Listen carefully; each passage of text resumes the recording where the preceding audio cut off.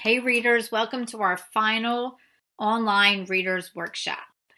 And for our last and final lesson, Miss Mozol wanted to discuss how readers compare text. Okay? And the key word here is text. Text with the S on the end. That means more than one. So, what does it mean to compare? When we compare things, I always think about something that adults say. They say, oh, that's like apples and oranges, right?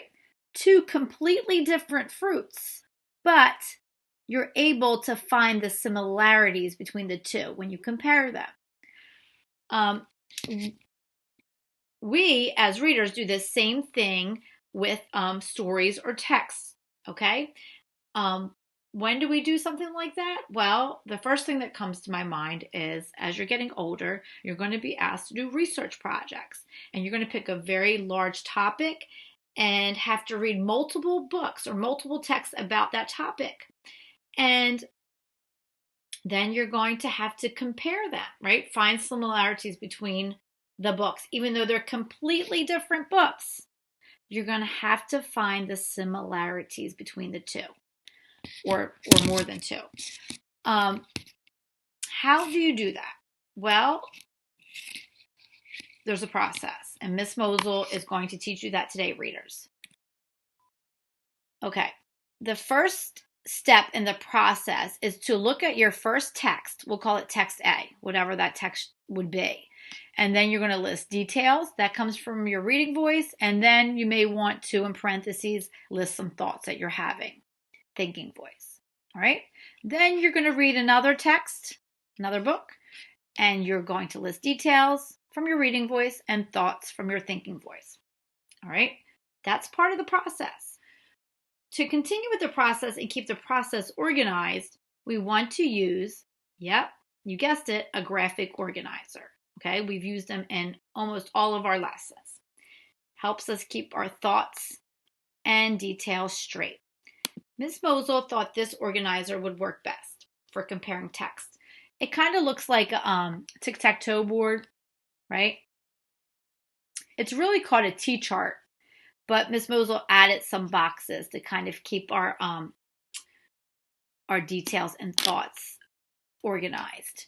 So you'll see on the left side, you have your first text and details and thoughts. And then on your right side, you have your second text and your details and thoughts. And then right here in the middle, it says category, category, category. And I'm going to show you what I mean by category in just a minute. All right. So let's just pretend we're doing a research project on the tundra, right? And tundra is a region in the Arctic. So our paper is all about the tundra. So I have to read, all of these books. And I read about different tundra animals, right? Animals that live in the Arctic. And I found polar bears. I read that text. And then I read a text about penguins. Okay. So thinking about that chart that Miss Mozol showed you here, right? Text A was polar bears.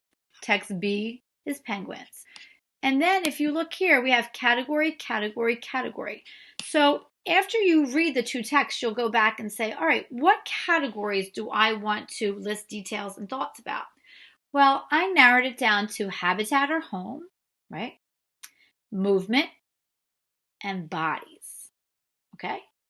Text A, text B, category, category, category. So let's pretend I read this text on polar bears. And right here, you'll see I listed the polar bear's habitat. Cold, snow, ice, Arctic, and northern hemisphere. And the northern hemisphere on a globe is the very top, right? Where the North Pole is. Okay? All right. Now, pretend I continued to read, and now I'm listing. I listed the category movement, and here are some details about the polar bear's movement. Swim, walk. I haven't had any thinking, thoughts yet. So I'm just writing those details from the book that I read about polar bears. Okay, let me move myself over. I'm not moving. Nope. Maybe that's not going to work. Give me 1 second, boys and girls. Let me try and... All right, let me just move this up. Okay, so back to bodies. All right, so the new category is bodies, detail, fur. Polar bears have fur. They're large, they're white, and they have paws with claws. All right, so those are my, here are my categories. This is my text A on polar bears, and here are all the details. Okay, so what do you think we do next? Well, watch Miss Mozol. If you said, let's write the details about text B, penguins, you're right. So, penguins, they're cold. Their habitat is cold, snow, ice, Antarctica, southern hemisphere. So now you're at the bottom, right? In the South Pole. Okay. Movement, swim, walk. All right. And their bodies. Well, they're like birds. So they have feathers. They're short, black, white, yellow, orange, wings with webbed feet. So now I have all my details about penguins from text B and all my details from polar bears, text A. So now here comes the time where we're going to compare apples to oranges, right? We're going to look, and we're going to use our thinking voice now. We're going to look at both texts, and we're going to say or see what is similar. All right, we know they're very different. They're very different animals, very different texts, but there's some things here that are similar. All right, so I see that their habitats are both cold. Their habitats both have snow, ice. Okay, that's it. Oh, this is the Arctic and this is Antarctica. So that is not similar. All right. Now let's look at their movement. Both swim and walk. And their bodies are similar. Well, their bodies are only similar in their color, right? Some penguins have some white and polar bears are all white. Okay, so right here you can see how Miss Mozol used a T-chart to compare two texts. Okay, I came up with categories, I read the two texts, and I listed details, and then I used my thinking voice to find the similarities. Let's try and do the next one together. So we're gonna just pretend that we read a text all about indoor recess because you are very familiar about this topic. I thought it would be good for us to practice this together. And outdoor recess. Let's pretend that's text big. So let's go back to the tippy top and see the process. So the first thing we have to do is get the details and thoughts from text A, which is, we're pretending we read a book on indoor recess. Okay? And then the second step would be to what, readers? I hope you said list the details from text B. All right, let's do it together.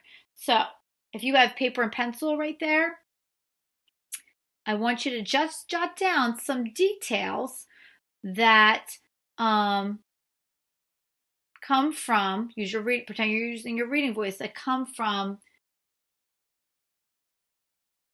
the category supplies. What are some of the supplies that we use for indoor recess? Okay, let's see. Let's see what I came up with and see if yours are the same. I said maybe like if you're in the younger grades, you might have dolls, Barbies. You know, Miss Mozol has Legos in her classroom, right? You have markers, crayons. I'm sure you can come up with many more indoor recess supplies, but I stopped there. Okay, so my next category readers I picked are teachers. So when you have indoor recess, you got it. Some of you said it. When you have indoor recess, you usually have like you have one teacher, right? That's usually in charge, or your classroom teacher that's usually in charge of your indoor recess. And so that one teacher may let you walk around, sit at your desk, talk to kids, or they may flick on the lights when it's time to clean up, okay? That's something that the teachers do at indoor recess. Think about the procedures for indoor recess.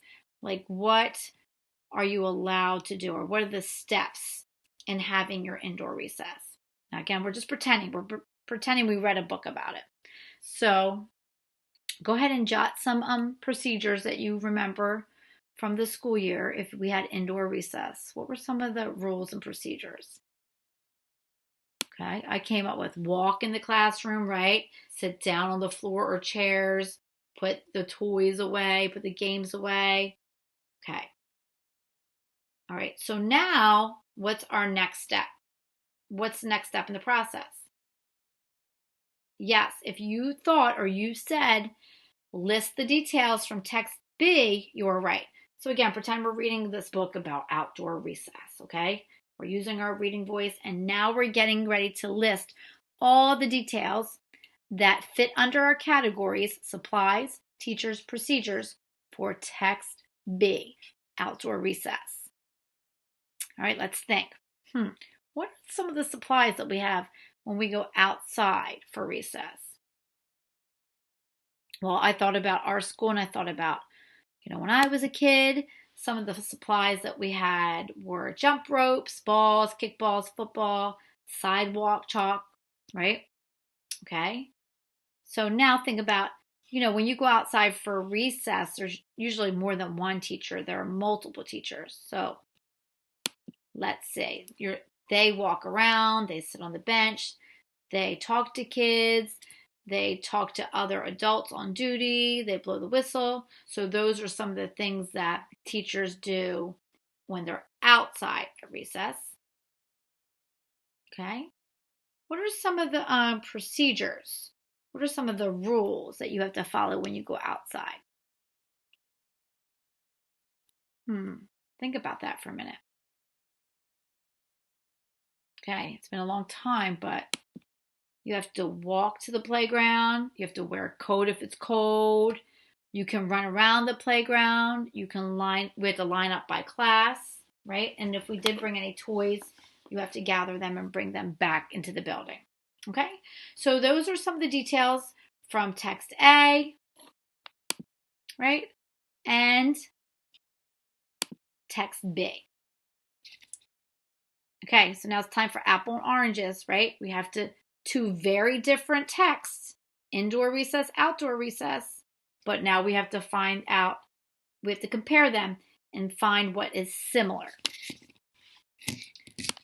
All right, so indoor recess, outdoor recess, category supplies, what's similar? Let's just take a look. Okay, teachers. What do the teachers do?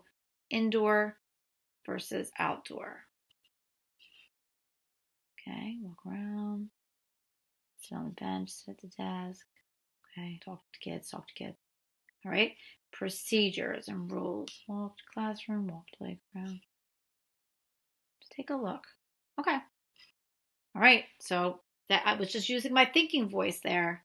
So now I'm ready to say, hold on. Oh.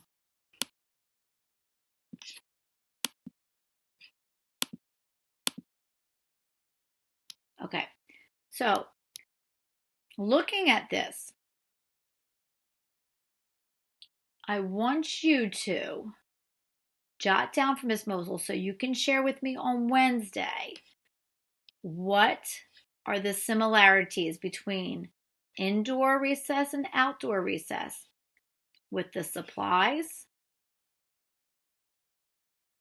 the teachers, and the procedures. Okay, so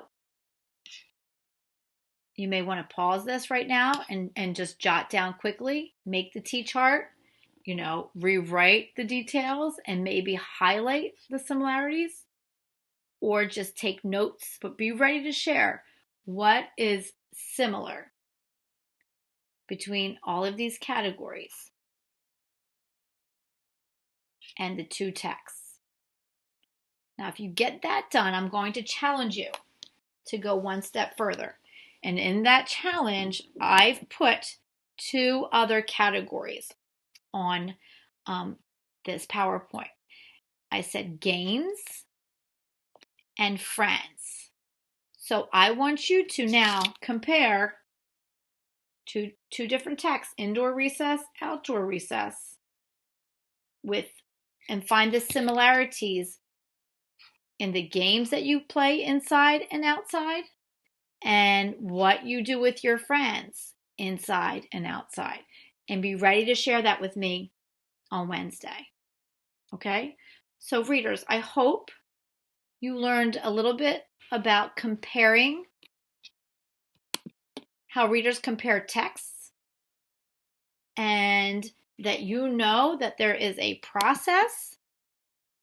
If you remember that process and stay organized, right? Get an organizer to help you through that process, you should have an easier time comparing multiple texts. And we do that again, readers, so that we can gather our thoughts when we're writing papers on different subjects, a research paper or even a paper on a special author, right? And you wanted to compare the author's different texts, okay?